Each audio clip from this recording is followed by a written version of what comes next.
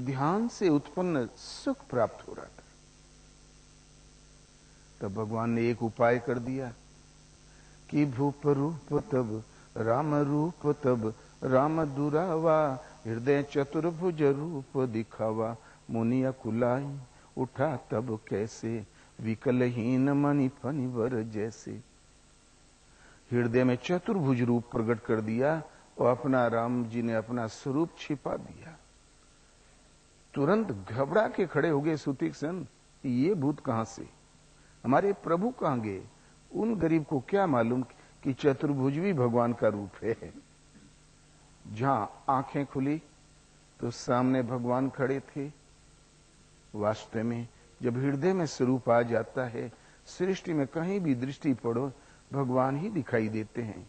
ईशावासम इदम सर्वम यद किंचित जगत्याम जगत, बिना गोपाल ठोड़ नहीं कतहूं, नरक जात धोखा ही। ये एक अंदर प्राप्ति तो बाहर प्राप्ति, ये स्थिति एक साथ आती है। दूसरी बात, ध्यान रिजल्ट है, ध्यान परिणाम है, वो नतीजा है। आज ध्यान धरो, असंभव, आज संयम करो। ध्यान के लिए व्यवस्था, ध्यान के लिए जो चाहिए वो फाउंडेशन खड़ा करो। इंद्रिय समन, मन का समन, समर्पण, श्रद्धा, सतत सुमरन। एक दिन जब हृदय में स्वरूप आया, प्रीति का अविरल प्रवाह देखा वृत्ति में प्रकट हो गई। ये थे दीवाने, विरही। इसी स्तर में काकभूषण था, मन ते सकल वासना भागी, केवल राम चरण लो लागी।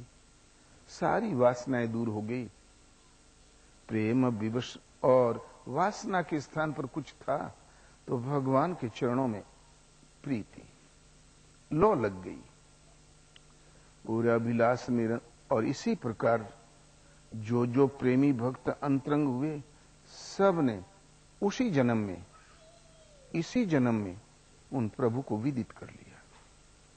महाराजा मनु तो चक्रवर्ती सम्राट थे, चक्रवर्ती नहीं, सृष्टि चक्र उसी का था, उन्हीं महापुरुष का था। इतना ही नहीं, स्वर्ग उनका जन्माया, उनका बसाया। धन की तो कमी नहीं थी, एक बार दुखी हो गए, चौथापन घर ही में बीत गया।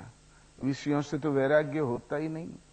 बस राजपाट फेंका, पुत्र की ओर चले गए ऋषि नैमिषारण्य। उस अरण्य व्यावान वन में ऋषि निवास करते थे, उनसे मिले, साधना का क्रम समझा, शांति एकांत भजन में लग गए। तोरी अभिलाष निरंतर होई, देखिए नयन परम प्रभु सोई। निरंतर केवल एक अभिलाष, कब देखूं, किस क्षण देखूं उन परम प्रभु को। एक बार वो अस्थि मात्र होके शरीर रह गए, आकाशवाणी हुई और भगवान मिले, अवश्य मिलते हैं। पूज्य महाराज जी से पूछा, एक भक्तानंद पूछा ही करें, बोले महाराज क्या भगवान मिलते हैं? बोले अवश्य मिलते हैं। यदि विरही है, अनुरागी है तो अवश्य मिलते हैं। यदि जिसके हृदय में तड़प है तो भगवान नहीं मिलेंगे तो प्राण दे देगा। मिलेंगे क्यों नहीं, हमें मिलकर ही शांति दी है, सदैव यही नियम है। लेकिन उनके मिलन की केवल एक कुंजी, तुम चलो दीवाने देश। भगवान के अंतरंग भगत, विरही पथिक जिस देश में विचरते थे, राग द्वेष दिशा विदिशा भूलकर उस देश में विचरण करो, अवश्य प्राप्त कर लोगे। तुम चलो दीवाने देश, अलख संग मिली हो तुम, चलो दीवाने देश। जो लखने में नहीं आता, अचिंत्य है, चित्त और चिंतन की लहरों से परे, बुद्धि और बुद्धि के निर्णयों से परे, अगोचर है, इंद्रियों से परे। और मनुष्य के पास है ही क्या? या तो आंखें देख ले, कान सुन ले, मन कल्पना कर दे, बुद्धि निर्णय ले ले, और क्या? अचिंत्य है, अगोचर है, इसलिए वो अलग है, इनसे नहीं लखा जा सकता। वो अनुभव गम्य है, उस अलग का संग भी पा जाओगे और मिल भी जाओगे, उसमें विलय प्राप्त कर लोगे। तुम केवल एक काम करो, भगवान के अंतरंग भक्त जिस गतिविधि से निकल गुजर गए हैं उनके देश में विचरण करो। तो तुम चलो दीवाने देश, विरही भक्तों की चाल में चलो, उस राह पर चलो, अवश्य प्राप्त कर लोगे। बोला उस भगवत प्राप्ति वाली साधना चले तो वो विधि कहां मिलेगी? तो संत सदा उपदेश बतावे, अनादिकाल से, सभ्यता के आरंभ से, जब से भक्त और भगवान का संसर्ग हुआ आदिकाल में, तब से संत सदा उपदेश बतावे कि भगवान कहाँ रहते हैं, उन्हें कैसे ढूंढा जाए। ये विधि सदैव संतों से प्रसारित हुई है। भक्ति ताते अनुपम सुख मूला, मिले जो संत हो ही अनुकूला। लक्ष्मण ने पंचवटी में भगवान राम से प्रश्न किया, प्रभु सुख का साधन क्या है? माया क्या, ब्रह्म क्या, विद्या क्या, अविद्या क्या? कई प्रश्नों के बीच में एक छोटा सा प्रश्न, प्रभु सुख का स्रोत क्या? लक्ष्मण, भक्ति अनुपम सुख की मूल है। तो बोले प्रभु प्रदान कर दें।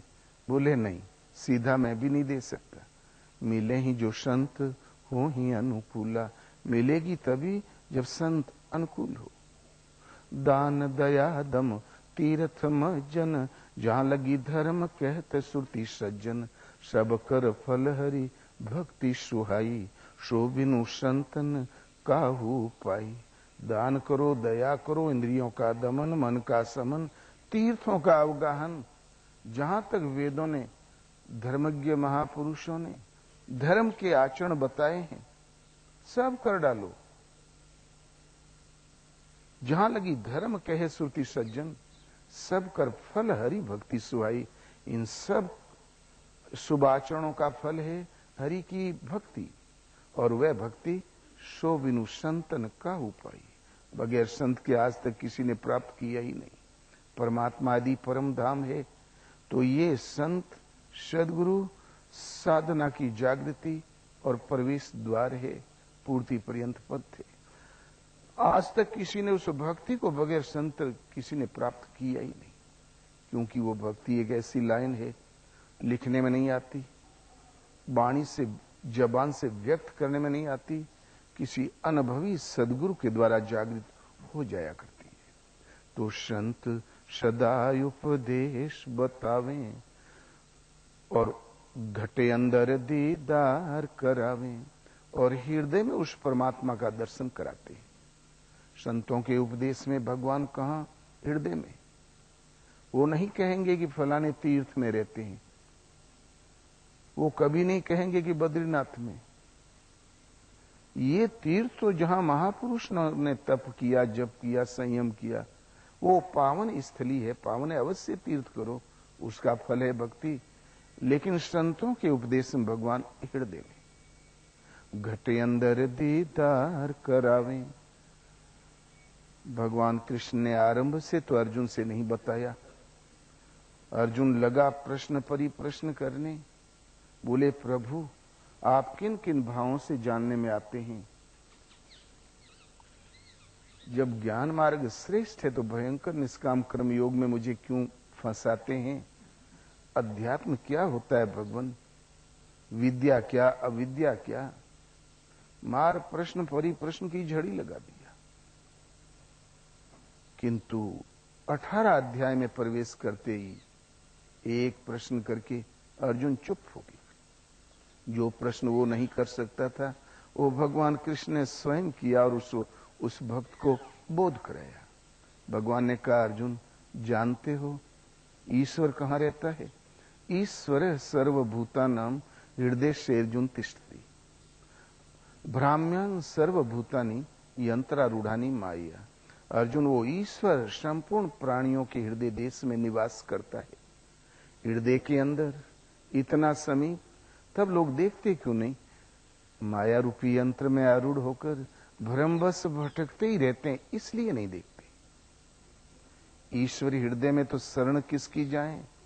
अगले ही श्लोक में कहते हैं, तमेव शरणम गच्छ सर्वभावेन भारत तत्प्रसादात् पराम शांतिम स्थानम